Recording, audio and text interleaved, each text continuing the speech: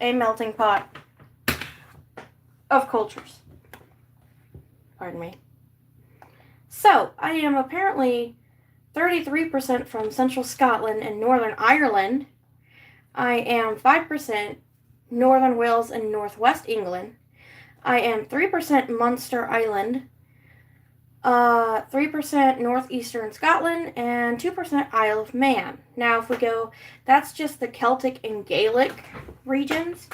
Now, if we go down to England, I am southeastern England and northwestern Europe, European. I'm Devon, 10% from Devon and Somerset, and I am 7% from the West Midlands. If we go to Western Europe, I am 3% Northwestern German and Southern Germanic European.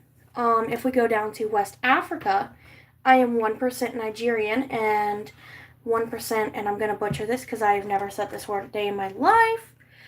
I'm from Senegal, or I guess you would say Sengalian.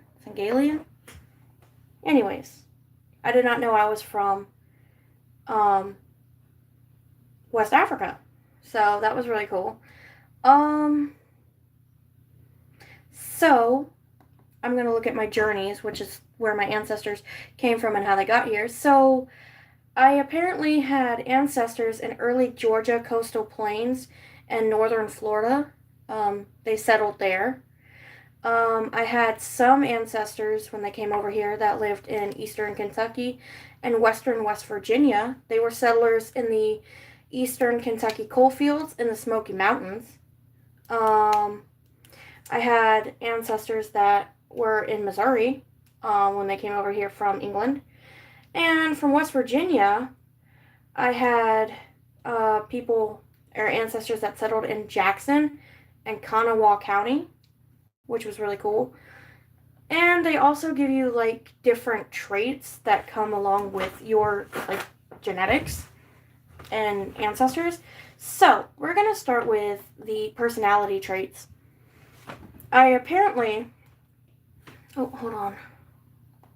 Come on, computer.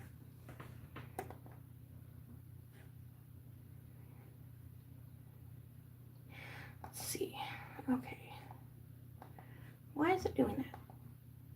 Okay, so I guess we're just going to have to do all of the traits. There are 96 traits that I apparently do that I may or may not have. So it says, I'm likely to have a metal sensitivity. Let's see more about that one. So it says my DNA suggests I have a sensitivity to metal. It says, and it tells you what causes a metal sensitivity. So like in this instance, oops. Send you guys that way. There we go. It says when metal touches your skin, tiny particles can pass through the outer layer. Some people's immune systems flag those particles as harmful. So that's kind of cool. I do actually, in fact, have a metal sensitivity. I'm allergic to most jewelry and earrings. I've tried to pierce my ears twice, and every time my ears bleed, and it's really bad. So that's really interesting that I actually do have a metal sensitivity. Alcohol flush. Now this one was interesting.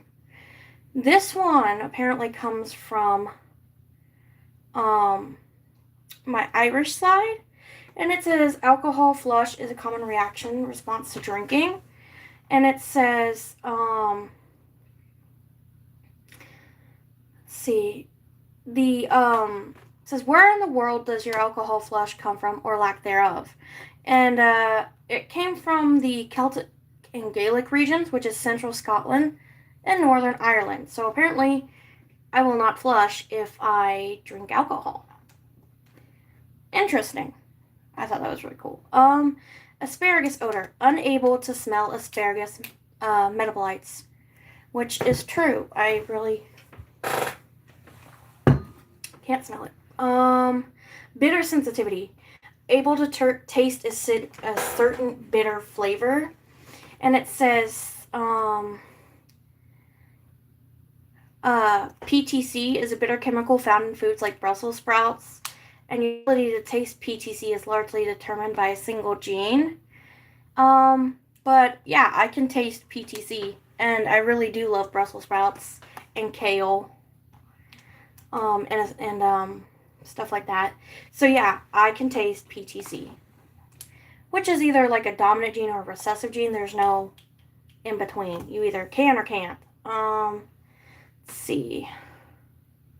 Caffeine intake. It says likely to drink a lot more caffeine than average, and it's common in central Scotland and Northern Ireland, which I do have ancestors from there.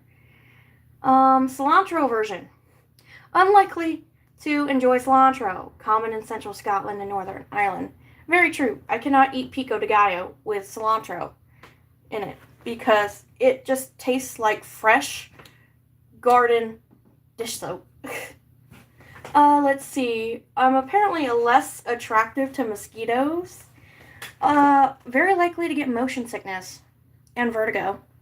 Very true. I've been hospitalized for vertigo twice. Let's see. Sun sneezing, common in central Scotland and Ireland. It says I'm likely to have that. I do not sneeze in direct sunlight at all.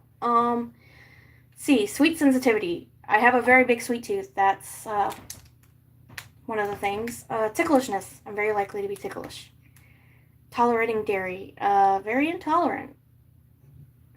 See, likely to prefer savory foods. Umami sensitivity. This one I found interesting. It says umami is the elusive fifth flavor associated with savory foods like meaty broth and seaweed. It says my DNA suggests I'm less sensitive to it. I thought that was cool.